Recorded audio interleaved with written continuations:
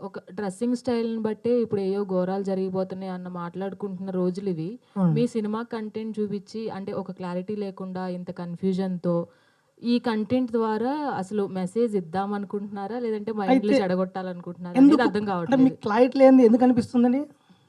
మీరు చెప్పే ఆన్సర్స్‌లో క్లారిటీ లేదు. సో మచ్ ఆఫ్ అంటే కన్‌ఫ్యూజన్. ఇప్పుడు అడిగిన క్వెషన్‌కి కూడా ఓటీటీయా, థియేట్రికల్లా, సెన్సార్ అయిందా అంటే దానికి కన్‌ఫ్యూజనే కనిపిస్తుంది కదా! సో ఎందుకు అంత కన్‌ఫ్యూజన్ అనేది? ఏం లేదండి. జర్ర కొత్త గదా! ఇప్పుడే ఈడికొచ్చారు. సినిమాలో ఏందంటే చక్కగా ఓ 1 ఇయర్ కష్టపడి స్క్రిప్ట్‌లో దాన్ని బాగా ఆర్టిస్టులను ప్రిపేర్ చేసుకొని, దాన్ని తెరపై షాట్ వచ్చేంత వరకు తీసి నా ధ్వనిలో ఉంటది కాబట్టి పర్ఫెక్ట్ నేనేం చెప్పాలో, ఏం తీయాలో అది తీశా. ఇక్కడ కొంచెం కొత్త గదా! మీతోని ఇంటరాక్షన్ అనేది నేను ప్రిపేర్‌గా రాలే. సినిమా అనేది నేను చెప్పాలి 1 ఇయర్ స్టోరీ రాసి, రీసెర్చ్ చేసి పర్ఫెక్ట్ దిగుతది. మీరన్నారు కదండీ! ఈ కన్‌ఫ్యూజన్ నాలో కన్‌ఫ్యూజన్ ఉండొచ్చు. సినిమాలో no confusion. First clarity 100% clarity. ఇది గుర్తుంచుకోండి. నేను ఎంత క్లారిటీగా ఏమండి?